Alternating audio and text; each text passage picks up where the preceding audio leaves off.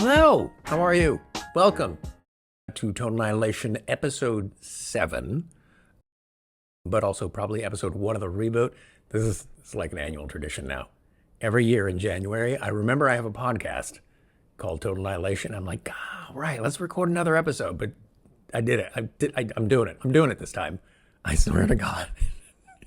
Listening to myself, I sound like one of those people who's got like a gambling addiction. They're like, nah, I'm okay this time. But no, this time I'm committed. And we'll see if that pans out. But listen, guys, I'm going to tell you, it's like pretty late in the day. But I was like, no, I'm not punting this again. We're doing this. I wanted it out. So here we go. It's Total Annihilation, your little existential halftime. A little something to make you feel better. I like to share good news, good stuff with you. There is a lot of good news. I know that sounds like an insane thing to say, but I think that's just a side effect of how news works. Because they're not going to tell you, about the good news. That's not very exciting, is it? If I tell you the world is burning, now you're listening. So yeah, I thought I was going to come in way hotter than this. I thought I was going to come in like a little spicy, and I might get dickish. Because I'm going to be honest, like you, the pessimists out there, listen, I know where you're coming from and I know the why, but you guys make me want to, I'm this close to losing my religion. I swear to God, so annoying. But yeah, if you disagree, if you think, no, I'm not a pessimist, Niall, I'm a realist. If you're one of those, oh my God, feel free to send me an email at totalannihilation@gmail.com and we can talk about it. Or if you have any thoughts at all, you can send me an email. Or if you're watching this on YouTube, you can just drop a comment down in the comment section because I'm also going to be YouTubing them. If you're listening on your podcast device and you prefer staring at me and my unkempt hair, I can't get it under control, I'm going to blame the dryness and not my advancing age. Yeah, guys, let's get into it. You guys are like, that's enough fuckery. And you're right. Let's lead off with this. China is way ahead of expectations in terms of EV adoption, electric vehicle adoption. They're beating Europe.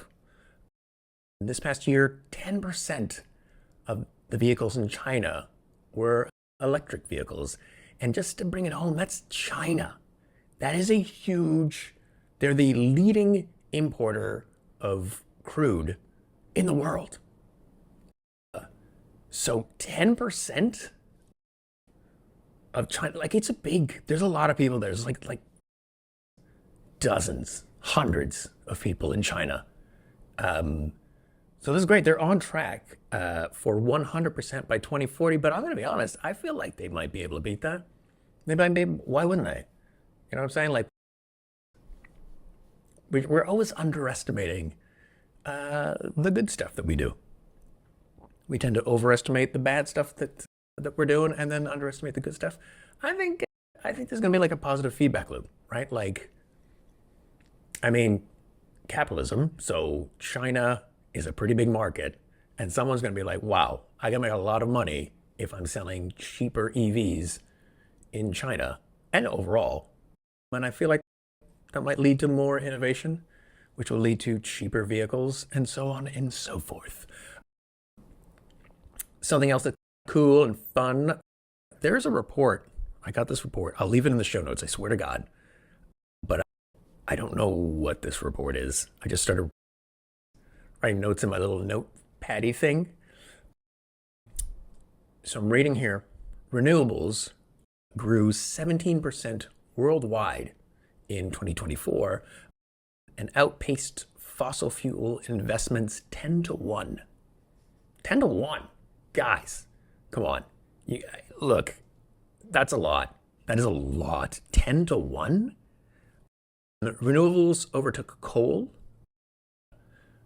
Pardon me, they are going to overtake coal in 2025 as a leading power source. And based on these trends, it's looking like we will be able to meet the goals set in 2023 of tripling renewable energy capacity and the goal set in 2024, or last year, for those of you keeping track, of sextupling. I feel like I'm saying that wrong. Multiplying by 6. You know what I mean, you fucking nerds. Grid energy storage for renewable energy. So the thing that they mention is that we are scaling way faster than we thought possible, which is not nothing. That is a more than pleasant surprise. And solar and battery got 30 to 50% cheaper. And I think that's in a year, guys. That is in a year. Like, is it me? That feels aggressive. That feels like not nothing. Like, I really think we need to take a moment to savor it. Because if it was the other way around, they'd gotten more expensive. We would be losing our minds, and it's all we would be talking about. Well, maybe not all. This is recording this on January 20th, and there's a little inauguration party going on. So I think maybe people are talking about that. Here's a little something that's cool. Again, I hate that I did not leave. I didn't write where I got this. So I'll just leave a link in the show notes if you want to go deeper into it. Oh, by the way, that last report, that last information, that bit of information that I shared, really worth reading that report. Because that report is just like, I was just writing down just a few things from the report of like just the ridiculous good news in terms of renewable energies. And I was like, I'm going to run out of podcasts. Like, there's no point. Why don't I just read the podcast into a microphone? No. So definitely read that. If you're looking for a pick-me-up, like that is, it's bonkers. Also, okay, shout out. I love this so much. I love this so much. Shout out to Ethiopia. They just banned the import of internal combustion engines. That's Ethiopia, man. They are like, no one talks about this, which I feel is a little disrespectful. They've gone full like Star Trek. They're like, fuck it, let's do it. Let's go, putting all their chips on the table. They are running on easy for me to say, they're running on 100% renewable energies. Like that's, do you want to go to the future? You go to Ethiopia. That's 100%. No other country has done that.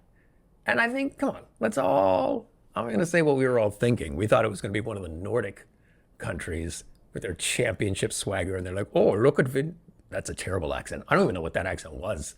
I intended Nordic, vague Nordic area, but it quickly went to Germany. So apologies to everyone, just apologies to everyone involved, and apologies to anyone who just had their ears sullied by that accent. But the point is, like, there's always this vibe of like, oh, the Europeans, they're so advanced, they're going to figure it out. Yeah, not if Ethiopia beats you to it. I mean, god damn, 100%? We can't, this is so like, like the countries of the West, we have so much like championship swagger. We're like, yeah, we're pretty fine. Like 100% renewables until we're like, I'll give us a break and say like 80% renewables.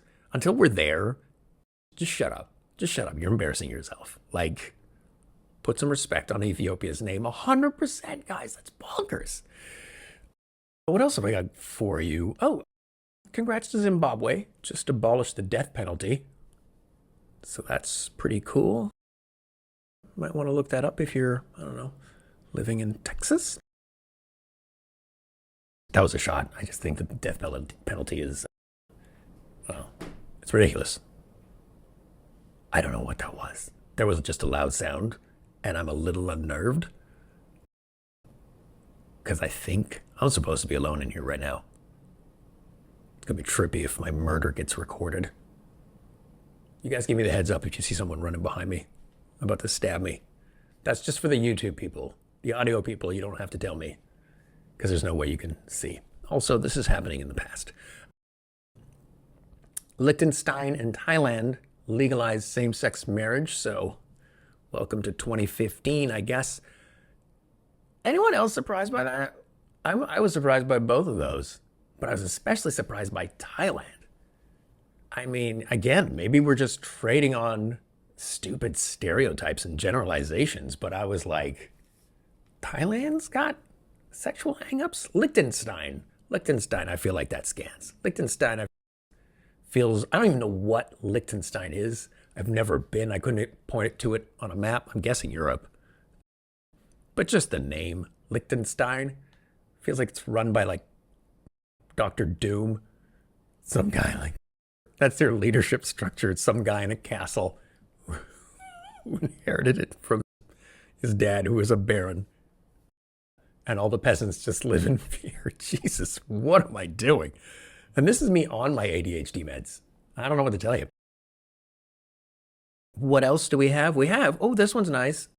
Researchers at Oxford University, yeah, the one you're thinking about, they've developed early cancer detection testing using AI with the goal to make it, this is cool, they're looking to make it like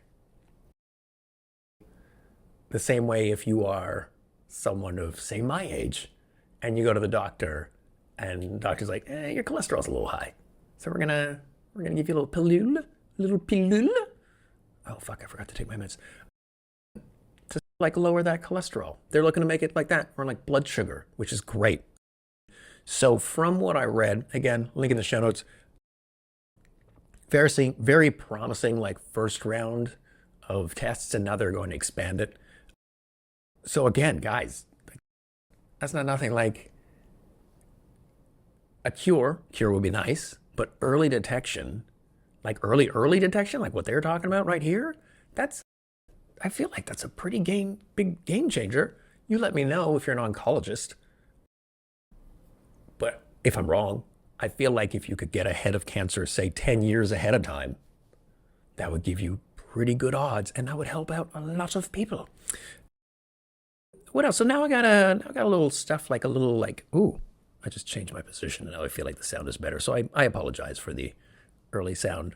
You know what, guys, we're figuring it out. We're figuring it out. I'm gonna post this. I'm gonna leave that flub in there because perfect is the enemy of good.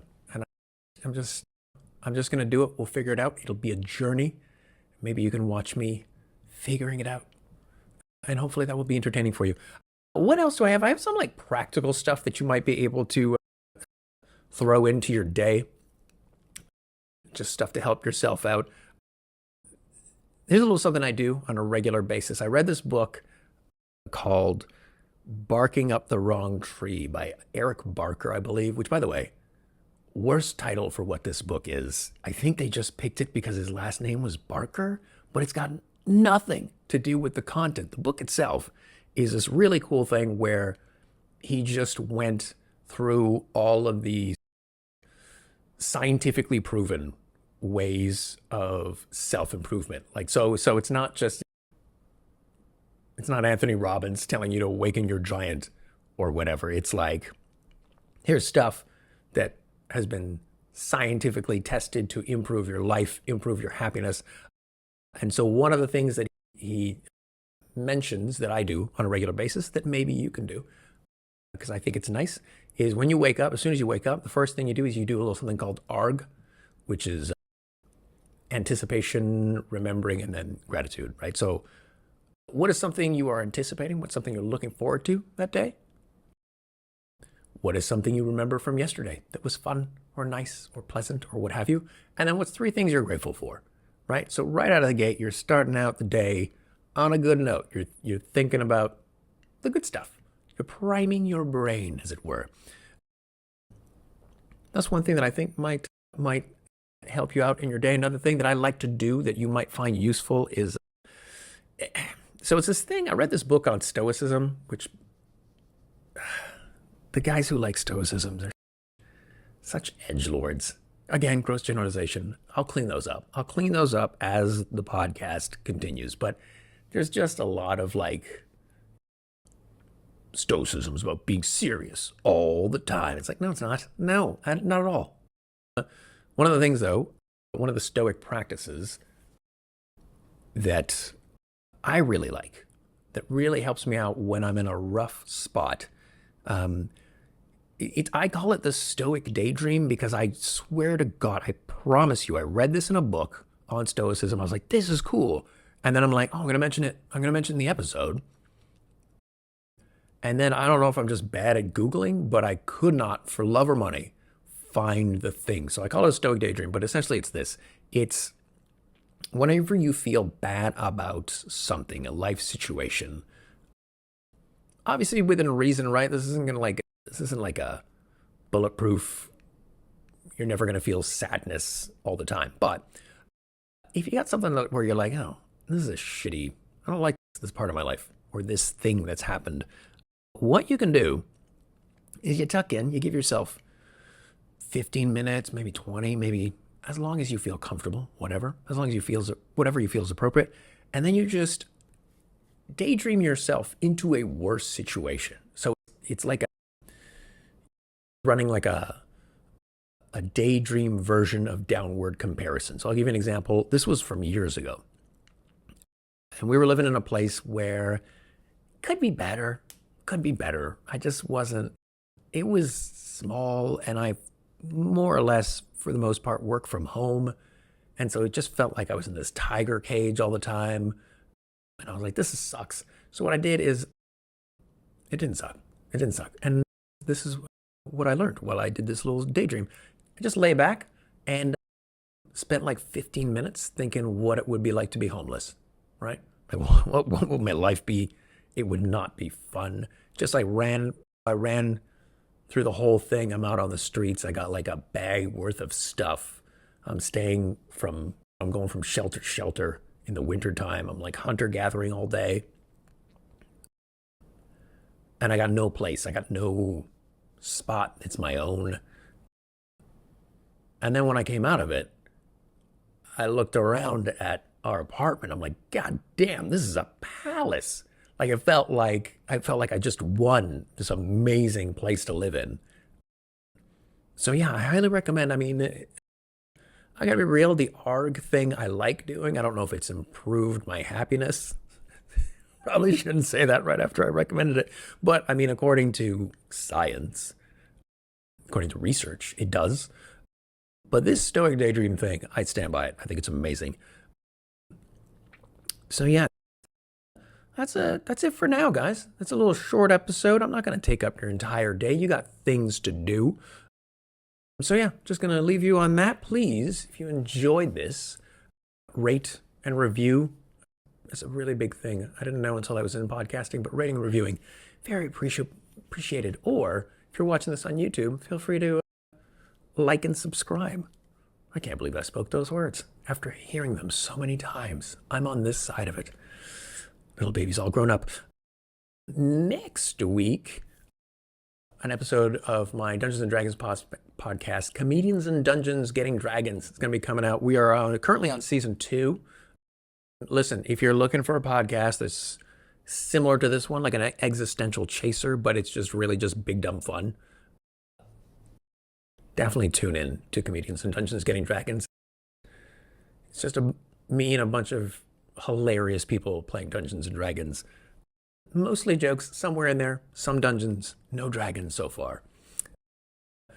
Yeah, and so follow me on social media at Nile Seguin on everything. Or you can also, why did I say or?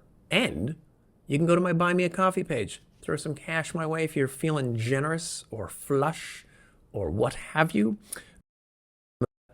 And then what's the last thing? Oh yeah, and then if you have something you want to talk about, you got some good news, you got some stuff you disagree with, you just want to say hello, you can drop me a line at Total Nileation, TOTALNILEATION @gmail.com. I'm so proud I was able to do that.